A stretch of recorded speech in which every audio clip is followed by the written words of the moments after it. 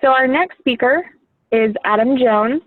He's a conservation specialist with MFA in Missouri, and he is going to talk about utilizing precision agriculture technology for precision habitat placement. And I'm very excited for this. So take it away, Adam. Yeah, awesome. Can you hear me okay, Leslie? Yes. Okay, sweet. It's nice when technology works. Well, good morning, everyone. Like she said, my name's Adam Jones. Coming to you today via the intranets and from actually central Missouri, so a little bit north of you guys. Like she said, I am a conservation specialist with MFA Incorporated, and hopefully we will get all these things ironed out here at some point. So I want to talk to you a little bit about precision ag, and really what we're talking about here is obviously identifying areas for good habitat placement, things that make sense for everyone. And so I'm going to try to take the 30,000 foot level here. We've been doing some stuff for a year or two now with some demo farms and things. And I'm going to try to skip the hardcore agronomy stuff and go straight to kind of what makes sense from a precision ag standpoint, and give you enough background that if you're not familiar with a lot of the terms or some of the steps in this process, that we can still hopefully make sense of it all. My background a little bit, like I said, I was a wildlife management biologist for about 13 years with the Missouri Department of Conservation, raised on a farm in North Missouri, and then took this job with MFA.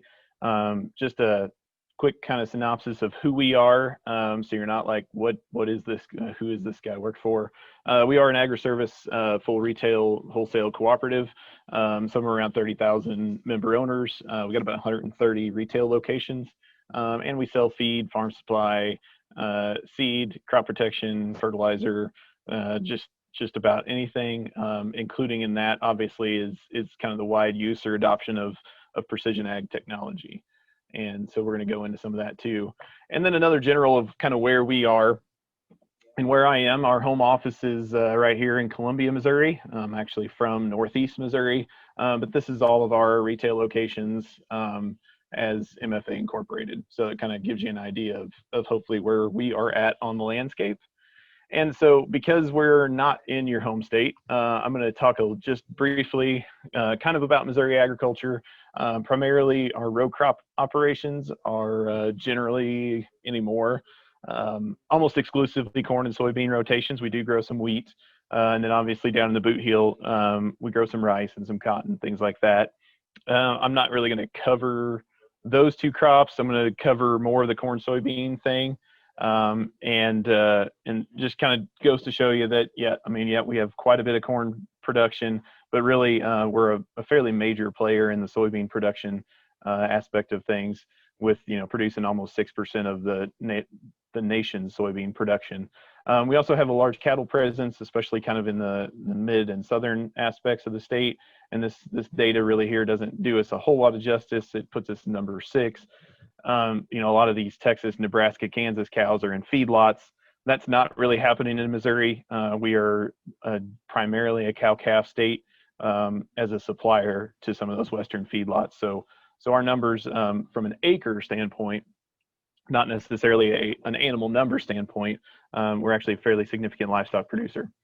But just to kind of a little more background here, is where is the grain in Missouri grown? And like I said, we're going to talk a lot about row crop operations, and so where are those in the state of Missouri? As you can see here, here's our corn production acres, but those are generally the same as our soybean production acres, as that's the rotation that we're generally on. You can see central, northeast, and northwest Missouri are kind of our longstanding row crop production lands. And then it kind of, the ethanol plants are on there for, whatever that's worth. But anyway, basically what I really wanted to get out of this is kind of where in the state does our row crop production come from? And so hopefully that gives you a little bit of background there.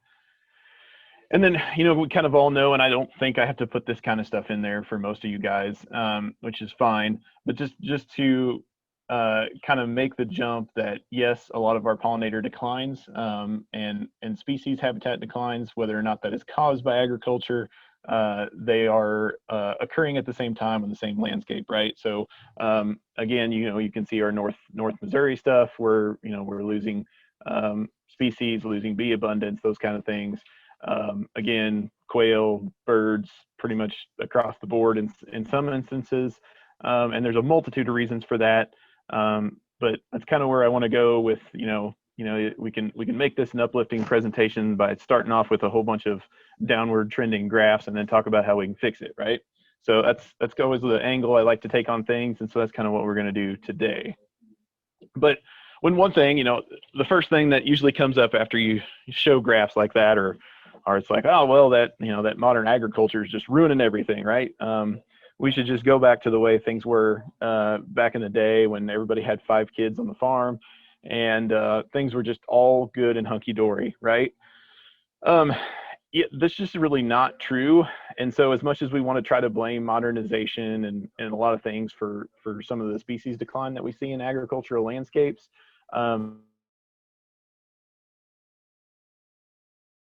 now is at a level that we've never seen before. And so I just want to provide enough background for you to know that if you pull up some historic aerial images from the 40s and the 50s and start drilling down into those and looking around at the landscape, you're going to see a lot of scarring that you do not see today. And so we are just tremendously better stewards of things than we were in the past. And so always going backwards and saying, well, I just wish it was, all those fence rows, like when we had all the quail, back in the 60s. I wish that was all back again. That wasn't exactly the best thing for the landscape either. So let's just kind of keep that in mind. And so, yeah, modernization, obviously it's happening. There's a lot of implications of it, whether it's up and down the food chain, whether it's humans, whether it's anything. And again, we're looking at an early, probably 50s combine here, no cab on this unit versus an X9, which will probably run you around $500,000 at least, and has the grain capacity for you to be able to farm thousands of acres by yourself. So obviously we're looking at a little difference between historically and today, but all this information allows us to make better decisions.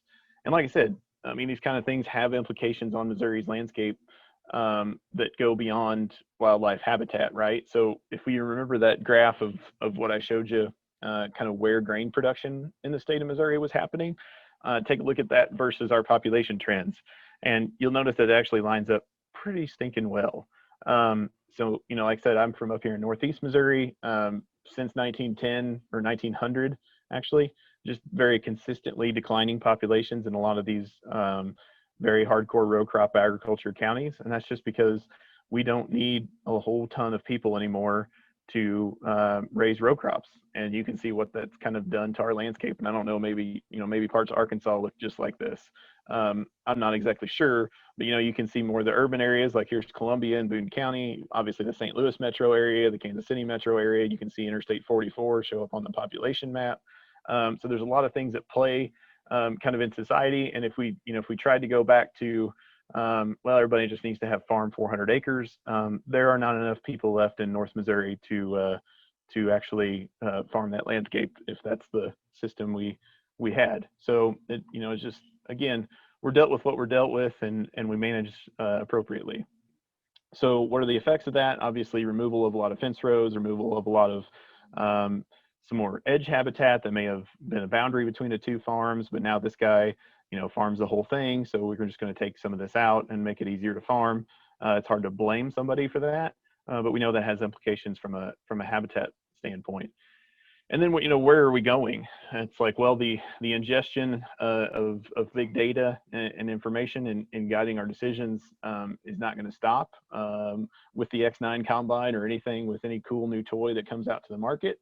And so I think we all know that we're going here because we generally have the technology to do this even today. So this is Raven Dot, but it's able to basically carry any kind of tillage, seeding, fertilizer, spraying operation on this bed, and this thing runs around and does it all by itself. So like I said, implications be what they may, but whether likely or not, this is the direction that we're going, and we just need to be ready for it and better know how to interpret that data to make sure we do have some habitat left on the landscape. And that one thing that sometimes gets ignored is that farming is a business, right? Row crop agriculture, livestock agriculture, all those things are a business. And so when we first kind of set out some of our demo properties to try to talk about edge of field practices and those kind of things, we wanted to make sure we were collecting good financial data as background from our producers that were willing to cooperate with us. And obviously we were very upfront. We're like, hey, we're going to ask you to share dollar figures with us, right? So this is a spreadsheet that I built that just kind of shows our crop expenses. So what are our input costs? So, land is obviously a cost. We pay for crop insurance. We pay for every pass across that field costs us $1. And so we wanted to be able to collect all that and then collect the revenue at the same time, just so we could really do some, not just satellite imagery based kind of hocus pocus profit mapping stuff, but like real deal. These are real dollars and cents type profit mapping. So another thing that plays into this when I say farming's a business is obviously the trend in commodity prices. So as a general rule, this is not obviously across the board. There are specialty growers out there, but as a general rule, we are raising commodity crops. So this grain price has a lot to do with what acre is profitable and what acre is not profitable. So just wanted to throw it out there, and the number of acres that are profitable probably change with $8 corn versus $4 corn versus $3 corn. I just want you to keep that in mind, and we can model those things over time. And so if somebody comes back and says, well, what happens if the grain price goes up $2? We've easily got the ability to model those kind of things and say, well, even at $2 higher commodity price, you're still not profitable on this acre. And so how do we measure, right? So we collect that background financial data, but we need to know where our crop is coming from within that field. And I know some of you guys know this, but I'm sure there's possibly some folks on the call that don't. So I just want to kind of buzz through it a little bit. So when we pass a combine over an acre, we're able to collect quite a bit of information in real time as that machine's driving across the field. So one of the most important things is we've got a GPS on top of that machine usually. And so we know exactly what part of the field that machine's running through, right? And as part of that input process into this computer screen in the cab, whether we're running a 6 or an 8 or a 12 or a 16 row head, we're going to input the header width into this computer. So it knows exactly where we are, and we're at the center of a distinct width of strip. So it knows all those things. Another thing that it's going to collect, there's a grain moisture sensor in here, so we're going to know the moisture of our grain. But the main thing I want to kind of talk about is as long as it's calibrated, we have a mass flow sensor inside there. So as the clean grain comes up out of the cylinder, and it's going to be thrown against this impact plate before it's put into the storage hopper, right?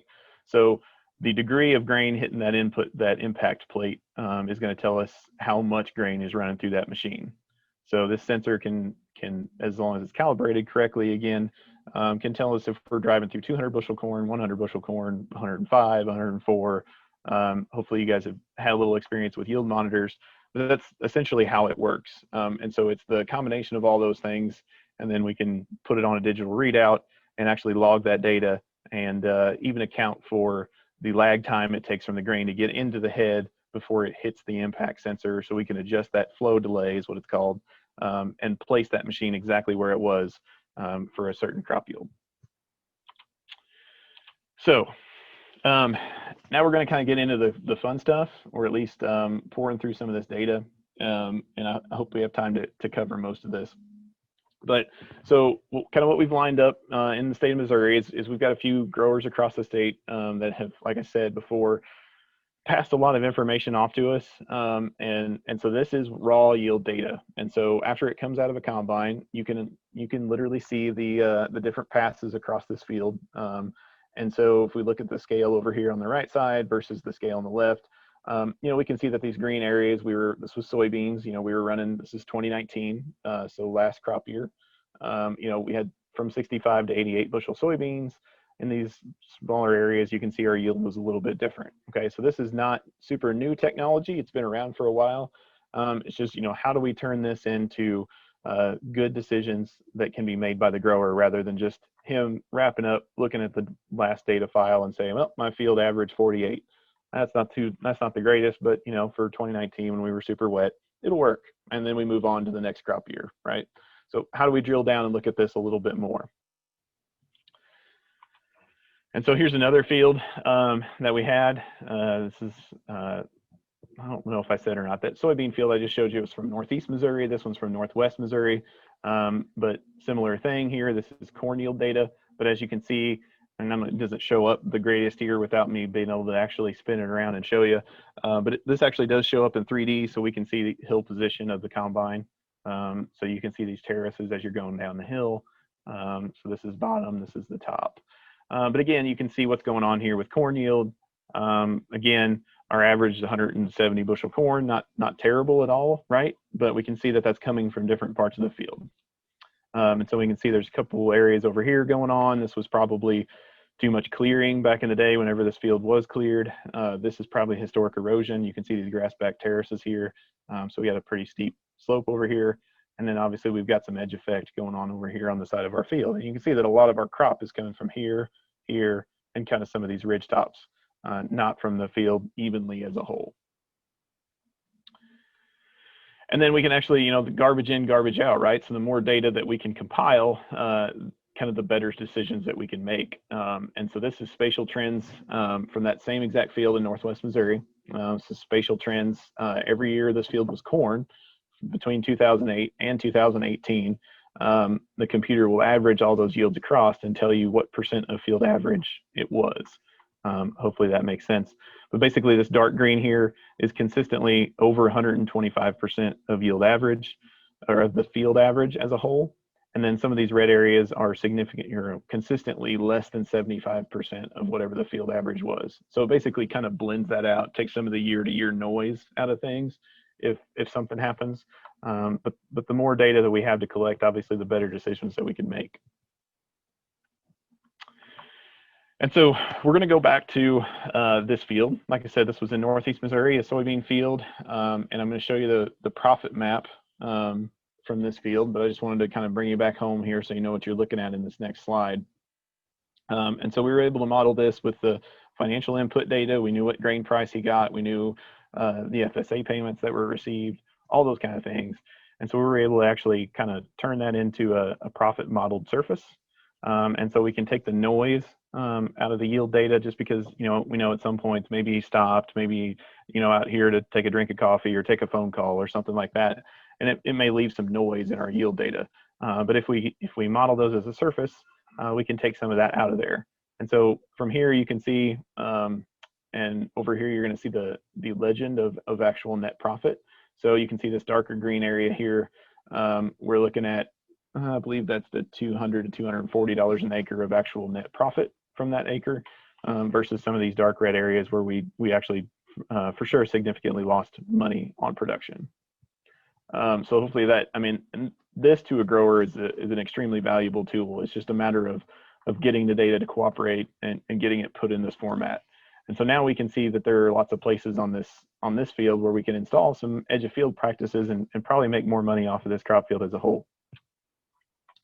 So a lot of some of the things that we're looking at historic erosion on a lot of these field edges, and then also just the fact that that we've got a lot of hard edge with woody species and just a lack of early successional habitat. I'm gonna have to hurry up because I've got basically probably a 2-hour presentation if I could really get into some of this. This one's really interesting. This is off of that field that I just showed you, but here's a good NRCS terrace that they built here, too close to the property line. And so for those of you that don't know crop production, when we go from soybeans to corn, a lot of times we apply anhydrous ammonia, at least in the north. And so that's what these tracks are. So this is nitrogen fertilizer going on in strips here. And we can't fit the toolbar between the terrace outlet and the property line fence row right there, so we just drive around it. Now, this corn in this terrace channel this year is obviously not going to do what we want it to do because we did not apply fertilizer to it like we should have. And so this is just a prime target spot for some on-farm pollinator habitat right here. Here's a drone imagery that I took this summer that you can see some heat stress in soybeans. This was about a 94-degree day where we flew this drone. This is a stitched up image of a soybean field. And you can see the splash zone of every one of these trees in moisture competition with that adjoining soybean crop. It's a pretty neat photo and kind of tells the story. And so hopefully here I'm going to play a video. Hopefully you guys can hear it. And again, we're going to talk a little bit about edge effects on corn. We pulled this ear right here from the very outside corn row, just down the way here, off something that has no trees around it, but good or diverse herbaceous vegetation right up to the outside row. So you can see that's a pretty good ear, especially for the absolute outside row of the field. And so then we went up here to this timbered edge, and you can see I'm in the shade right here in August. And we kind of went through one by one pulling ears out of the field. And so you can see this is row 1 and 2 eaten off by a deer. 3 hasn't even pollinated yet. 4 has tried to pollinate and has a whole lot of skips in it. And you can see as we just go down the line here, it really doesn't get a whole lot better. And I've pulled 12 rows out into the field of ears, and we still have not gotten an ear anywhere close to, even on row 12, you can see the difference in the one ear that's right next to herbaceous vegetation, and this is the 12th row in on a hard edge. So just want to demonstrate the importance of reducing inputs and really raising profitable grain, like I like to call it, and not grain that we're paying to produce. And so that's just it, folks. Like I said, that's the main point that I want to make is that our grain operations, these inputs cost real dollars, right? This is real money exchanging hands. And so we do this to make money. This is a business. And so again, same field you're looking at, just red is actual physical loss of money, and this is just the raw yield data. So you can see that we were well over 20 acres of this field that we probably didn't make money on. And so I want to dive a little bit into the economics of that. Like I said, there was 20 acres total. And so, yeah, let's say 15 of it were actually congruent kind of on the field edge. Let's say we wanted to install a field border on this field. So if we raised roughly about 30 bushel soybeans on that 15 acres that wasn't profitable, that meant we lost $44 an acre on each one of those acres. Or as a total, just by farming this 15 acres of this field, we lost $662 a year that this was put in soybeans. Hopefully that makes sense. Now let's pretend that this is an ideal world and we could put that in CP33 or some type of continuous CRP practice. You choose your number and whatever practice that you want to install there. So let's say this landowner magically could get those exact 15 acres into continuous CRP, right? So you would get 90% of the soil rental rate, which for Lewis County, Missouri was $143. So that'd be $120.70 per acre. So if you got 90% of that over, per year, that'd be a CRP payment of around $1,930.50. Now realize when I go through these numbers, this is not considering input costs, right? We know that we're going to have to seed this down to something, and that's going to cost us some money. So understand that there is some background there. But the idea is as a whole here, we're going to take this net. So we would have gained this if we'd have had it in CRP, and we actually physically lost this by running row crop production here. So for 10 years on this field, the life of this CRP contract, we're going to net somewhere around $26,000, if that makes sense. This is off of around a 68 acre field. So that's real dollars and cents there if we use our data to place things in the right spot. Say we didn't want to do CRP, we wanted to do an equip planting instead. The economics really work out about the same. Now some of these things have changed. I think FY21, this number, this $1,300 an acre, is be a little lower. But my point here is, we take whatever the practice payment installed would be. We can add what we would lose over a 10-year period, and we're in the same ballpark for dollars and cents. Hopefully that made sense. So I want to be able to get to this, hopefully this other field, pretty much the same system, except for input costs on corn are going to be higher. So there was around 15 to 17 acres of this field that were unprofitable. This is a modeled surface. Anything red, we lost money on. And so let's say on this 15 acres, we raised 100 bushel corn instead of 160 bushel corn, right? So because the higher input loss is 100 bushel corn means we lost $144 an acre, or $2,000 just by farming this 15 acres of this field. And we can magically get that into CRP, same scenario here. Basically, end of story is our net would be $4,000 for 10 years, or almost $41,000. And again, that's on a roughly an 80-acre field. So that's real dollars and cents of how we could affect the economics of some of these farms by just changing over to wildlife habitat. And here's a little bit, kind of the same thing with the equip planting. And I know I'm almost out of time, so I'm going to try to roll with this. So options for what we could do to fix some of those things. Obviously, some of our edge effect with the trees can be fixed by some type of edge feathering, going in and breaking succession in some of those areas. We can do warm season grass hay. We could do stockpiled grazing for the winter time. We can do pollinator field borders. We can do riparian corridors. Basically, endless options, all of which make the farm more profitable as a general. And so, whether or not you want to sell these as wildlife or pollinator habitat, obviously that's the interest of this topic today, but we could sell them as erosion control, nutrient loss. Those are good sellers too, because typically our unprofitable acres are what we're probably losing the most nutrient pollution, as in like we don't have residue in those areas because we're not raising good yields. So we're losing more and more nutrients, more and more soil from those areas. But one last thing I want to hit on real quick here would be just some things to consider.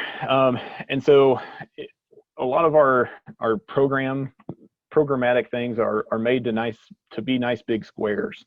Well, when we look at production at field scale, that's not how things work. Okay. So what I want you to remember is that in this field here, that this was almost $200 an acre net profit, and this was 0 or less than 0.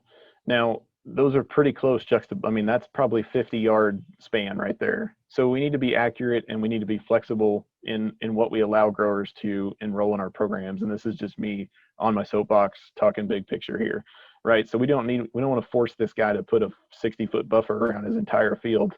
But if he's willing to do some small things to make this field better, I feel like that's better for everybody, and something that we could be a little more flexible to. And also the accuracy to how we lay these kinds of things out. The lifespan of things, we got to realize that, he's farming this in perpetuity, or at least that's how we like to look at things. And so, what happens, what's the maintenance, things like that of what's going to happen to that habitat should we place it there over the long term. Now, hopefully he kind of adopts it, sees it as a good thing, and is certainly willing to maintain it. Another thing that we need to think about, landowner-tenant dynamics across the Midwest. Generally, about 40% of our landscape is being farmed by someone who's not the landowner. So if we talk the grower into doing something like this, that's not enough, right? We've got to talk the landowner into doing it, and then also foster that relationship between those two for how that gets maintained, how that looks for the landowner, and that a lot of times he's getting the same dollars per acre in cash rent for this acre as he is for this acre. So some things that we need to think about. And I am out of time. So there's my contact info. Hopefully I didn't confuse everyone and got you thinking a little bit about row crop production. Awesome. Thank you so much, Adam. I really love, this topic just because I feel like it's a win-win-win situation, especially when you're applying actual data and to real life situations. Yep. I did cut into your time a little bit, so if anyone has a quick question, type it into the chat box so that we can ask Adam, or of course, you're more than welcome to email him. Just really good feedback, people talking about in the beginning of your presentation, wishing for, good stuff like fence rows over farming edge to edge. Another commenter said, great job, and that they love the explanation of how the yield maps can happen.